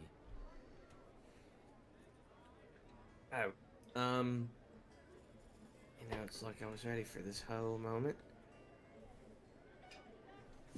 Is there somewhere specific that your allegiances lie? Oh, What have are you your ever heard of goals? a lollyfint and how useful she is? Like, say, the His- angelic species down here? His eyes narrow suspiciously at you. Qu'est-ce que c'est? What a strange question. Something that you would say like this after what I had just said as well. What do you know of the Hollyphants? All I know is holophants are absolutely useless. It depends on the Hollyphant.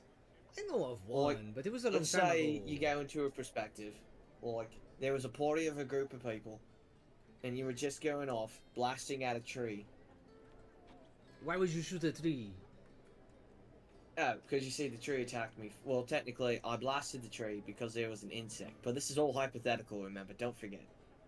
Of course. Alright, now there was these insects that were going around. And then your one Holophant out of your party decided to go out and just get kidnapped by a wasp-like creature. And doesn't even want to defend itself. Just wants everyone else to do stuff for it. Like, that seems to me like a useless thing that constantly goes out, wanders around in the middle of nowhere, singles himself out. I agree, this Hollyphant sounds more like a plot device. Yeah. But no, I was more going around, trying to find, something to do with, a unicorn type thing. I know about unicorns, yes. What would you... what do you want to know about this unicorn? It was a blood unicorn. That's what it was. I do not know of any blood unicorns. I know of Moonkala, over by the Demon Zapper. It's a great device. We lure the demons in, he zaps them with his radiance. Very useful I'll get tool. a better question to ask here. Are you more in the lines of demons or devils? I guess is a better question. Oh, devils, of course. This is Avernus. I work for Asmodeus. Oh, and like you just like Yondis's eyes gets real big. Oh yeah, of course. You know that makes a lot more sense now. Yes, who do you think gives me the watches to make sure that there is no petty crime within my emporium? Very useful tools. Full control. Oh yeah, definitely useful tool. I almost had an accident once because you know like them flyers, they fly all around. You just think like they're debris, and then you do a murder because someone said to verbatim, but then find out there's like these rules that you're not supposed to murder without permission. Oh yes, I do remember this one. Yes, it's like having many different eyeballs in different places. But I remember trying to grab you, but then the Amnesu said not even alone it is fine. So I said okay. Mahadi does not want trouble if there is no trouble to be had. But we are bantering now. Tell me, I'm very busy. What is it specifically that you require from Mahadi? None besides the place to stay now. Like I think you hit it dead on the point. I've had such a lovely meal establishment. With like knowing that I'm not inclined, like really with the devilish kind. In the back of my mind, I'm like, I worked myself into this one. I just need to get out of here as soon as possible. Well, understood. If you or your friends ever require information about the Avernus, please. Oh, actually, I think they may. Are you able to just teleport them in here? I can give you the names and descriptions if you want. Maybe they have more, like, questions to have. I can do it, if they are willing. I can try to submit them from it. But if they deny it, then since they will Yeah, not so come. it's a short guy. I think he was drinking at the bar, so you may just want to skip one this time because he's busy off doing the project. Okay. But then you have like a guy called Big Nick. There was Korg who was going out fighting. Okay. And then there was Alan. Wait, no, Alan. Alan is his name. It's like think of someone who's like not dead and alive. That's what he looks like. I will attempt to bring these individuals. So, like, a little pop-up appears in your guys' screen where it's like, would you like to accept a collect teleport from Mahadi? Sure. All except Ryu, who doesn't get the ping. And then the lifeless corpse of Korg, which cannot deny the request, appears in this area as it, like, slaps down. He says, "Oh, gross, oh, get out of here." And he just quickly shoos it away, and then that one teleports out of the area. So you get to watch the lifeless corpse of Korg flop into the area. You see the lifeless corpse of Korg, and Yanders is like, man, he must be a really heavy sleeper. Now, before that happens, let's say that you guys are able to have your conversation out here as well. So we'll have Big Nick and Aran and Ryu out here as well. Just have a quick combo. Okay? What are you guys doing out here? So since I noticed the guy telling Big Nick, I just kind of shout out to Big Nick, say, "Big Nick, look out behind you." Big Nick, as you spin around from yeeting the corpse of Korg into this place, you see, I mean, describe Does it your make a guy. splat sound? Yes. I'm gonna throw a picture up in the chat. That's like a little, I guess better lit. I mean, Do I need to roll that's a for pretty dope throwing character Korg? design too, bro. I like the look of that guy. Do I need to roll for throwing Korg and actually making it into the Hellcrawler? No, but it'll be quite comical to see. There's a splat as Korg hits it, and then as he's teleported away, and then another splat as he's teleported back to there. So Korg's body goes splat, splat, splat, which is, you know, I'm sorry, Korg. I'm sorry they're doing this to your body. You deserve How it. I wanted to go. He chose his friends wisely. Nick, if you want to make an athletics to try and chuck him up, I assume that you're wondering to see if you're just going to miss and impale him on the side of this thing too. Yep. I knew you were going somewhere with this. Oh, 18. You succeed! Ha ha ha! Nothing funny happens. Haha, your character's boring. All right, so Nick, you spin around to see this guy approaching, with Aran coming around the corner just past the cheese man's kiosk. So he's an Asimir, and his body clearly has like some almost like decaying or necrotic features to him. But on one part of his body, those red spots, so those are red like draconic scales that have come out. One of his eyes is very draconic and not really kind of like humanish like the other one would have been. And he has his hair, although hasn't gone away, it's definitely like kind of dead looking, and the color has been washed away from it. And he has these like draconic horns coming out the side of his left side. It's like the temple and side area right there. He has almost like the clothing he's wearing is almost like bones from a dragon, but it's not really like armor.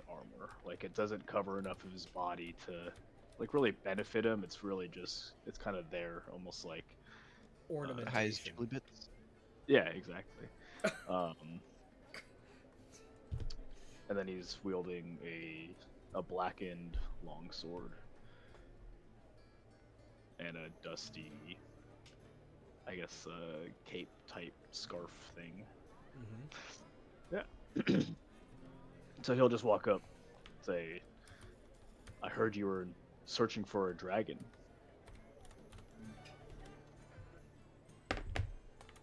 Yeah, like that guy over there in the bar, the prostitute, the papayas guy, said that if we kill the dragon, we could bring that guy I just chucked up there back to life. So I figured, why not? And he asked if you spoke Draconic. He did, but I told him I can't even read. And I say, in Draconic, what does it have to do with speaking Draconic? Oh. Bless you. And then So I speak Draconic as well, and so I return. What brings you here? Be clear about what you're trying to achieve. Bless you too.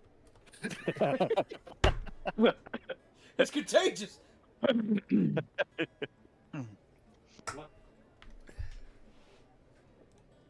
Sorry, I'm coughing. Gross, disgusting. Not in character. Sorry. I'm What happens dead when you in speak Draconic? I too am in search of a dragon, and I thought I heard the name that the proprietor said. Is your intention to stop us from being able to kill this dragon, or are you going to join us in killing this dragon? I don't think my intent could cause you to stop. Sorry, let me say that. I don't think I could attempt to stop you from killing this dragon if I tried. Okay, I acknowledge. And so I look over at Big Nick. I think he's good, man. There's no need to be too worried. Have you guys been chalking a Draconic this entire time? Yeah. No. Oh yeah, I guess. Yeah. Whatever you say, man. I, You for- I always- forgot. Yeah, I forgot you were spotted in Draconic. My bad. This is the fucking Aragorn and Legolas scene. Then I shot down as one of them. Everybody's like, wait, hold on. What the fuck are you guys talking about? He's good, man. What? All right. Sure. I mean, we could always use more people. We seem to lose them fairly often. Yeah, this campaign. Welcome is to a the team. This campaign is a player killer, bro. Actually, I can't blame this one on this campaign. I made this bar, so I apologize, Tyler. I knew I was getting myself in. All right. If I had money, I would have gone up and tried to. But as soon as he said it cost 5 silk coins, I'm like, I'm for. Nick's like, yeah, man, I'll follow you. I'll do it too. Never had the money to do it. Just watch the And then court you're getting die. splash damage from sitting in the corner. Being, I'm almost being, dead. being that I found my vice, though, I do ask I asked Ryu. I was like, hey, you got a spare soul coin so I can try to go get this axe out of the tree? Tyler, roll a d6 for me. You've been here for a while. So Nick lost all of his soul coins. 2. You've got 2. I have a soul coin? No, Where did Nick, I'm saying Nick doesn't have any soul coins. Oh, Aran has spent all his soul coins. Ryu's down to 2, or up to 2, I guess, the way you think about it. Timbo, how many do you have? In theory, none. Did Korg have any left after he anteed up for the fight? Porg had 1. He had 1 left. He like shifted through his pockets like, I really gotta get that axe, man. I gotta get that axe. I will say that Korg's body and everything that was a part of it is on the Hellcrawler. I'm gonna say that the Helmed Horror armor, or whatever, that thing's just crushed. It's beat to piss. Nobody can be like, all right, now I put on the plate mail armor and stuff. Like, no, we're gonna be fully done with that. Even the spirit that was inhabiting it has died. If you want to do some fun, like ramshackle, like, oh, I'll get a pauldron to remind me of Korg, I'm cool with that. We can homebrew that. But as far as a full item, we're just gonna shelve that. He does have a magical battle axe. He's got a magical battle axe. Yeah. He's got Gargoth's shield. Just throw that. Legendary item. All right. yeah, fuck that thing. I believe Korg's battle axe was also. I don't think I ever did a crit ever since it happened, but it had a thing that. It did. You dealt radiant damage on a crit. Yeah. Yeah. From the blessing that you got fucking 20 episodes ago. Yeah. Okay, so as you guys are having this conversation, Ryu, you see that in the midst of it, as soon as Aran's like, yeah, man, this guy's cool. Both of them, like, what? What's this? Accept. And they go, pop out of existence. You're like, what? And then you'll watch, as a few seconds later, the body of a dead orc that you just watched fight the thing slams back down onto the Hellcrawler. As these guys are kind of teleported away. Which means you guys can now be like, hey, we got this new guy with us. Can you invite him? And then pull Warren over here as well. That'd be kind of like dope. It's up to hey, you we got guys, this new guy with us. Can you invite that guy too? I don't remember his name. Or what he looks like, really. But he speaks funny. Oh, His name is Ryu. Yes, you're talking about Ryu. Okay, 1 second. And then I remembered my question when everyone gets here. It's about like, oh, you said you knew about Zarya. Do you know where Whoops. her blade's at exactly? Get that other. I'm downloading that. Sorry, okay, there's Ryu. And then we're going to bring Warren over here as well. Because I think this is where we'll pick up the next session with you guys all here talking to this guy after I answer Zundus's question. What was it, Timbo? It was about, you said you knew about Zarya. Do you know where her blade's at? Zarya's blade, exactly? Oh, you're talking about the Weeping Citadel, yes? The weeping, the bleeding, everybody has Yeah, their all name the for sad it. emotions. I don't Like, think... absolutely having no idea it's called the Weeping Blade, like, yeah, of course. Oh, no, the Citadel is. The blade is, it's just like Zariel's sword. I don't know if it has an actual name. But the Weeping Citadel, the Weeping Wound, where it was... Sheath was in the ground. Yes, I am aware of this item. Tell you what, why is it that you seek it? Do you wish to return it to Zariel? Do you want her not to rule the Avernus anymore? But no. I have zero intentions to ever rule Avernus.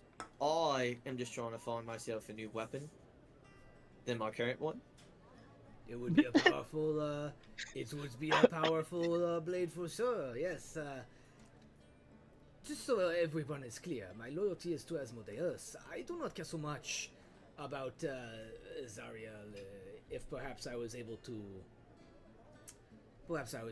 aid the next ruler of Avernus. That would put me in a very strong bargaining position, yes.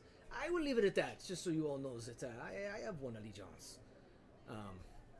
But perhaps we can discuss this more at the next session, because we're at about 2 hours right now, and I want to have a conversation. 4 more hours. I want to have another conversation that Warren can be a part of as well, because he wasn't here.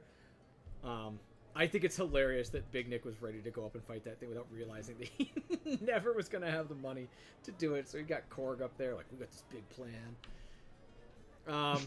Yeah. I feel like Big Nick had like the greatest chance though, because like Big Nick has been down so many times and gotten back up. Yeah. To be fair, true. we've brought him, like, y'all healed him a bunch. Yeah. Get back up. Big Nick also has 6 hit points right now after that one accidental hit. Oh yeah, that he was just next to. Yeah.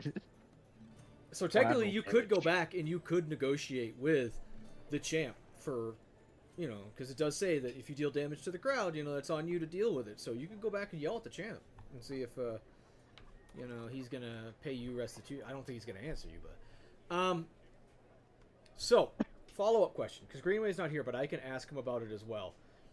How do you guys want to handle the rest of this? Because you guys know that I only have like 2.5 months left, which is like 10 more sessions. I can power us through and essentially railroad and speed you guys run through to finish this, or we can continue to do this, have fun, explore, take some time, and then we're going to need like a month or two fully off while I go to where I'm going, before I get all the internet set up, realize what my schedule is going to be like, and set up a new time to keep this slow roll going, where it's a sandbox. You can go wherever you want, do whatever you want, stack levels. I'd rather take our time with it. Like, Yeah, you know, no sense to rush. just rushing it. Okay, because I've built so much of it, I felt like, oh fuck, I'm just gonna. Okay, here's the Weeping Citadel. Okay, here's what you gotta I'd do. rather to take get it the thing. slow and Okay. centrally, Gary.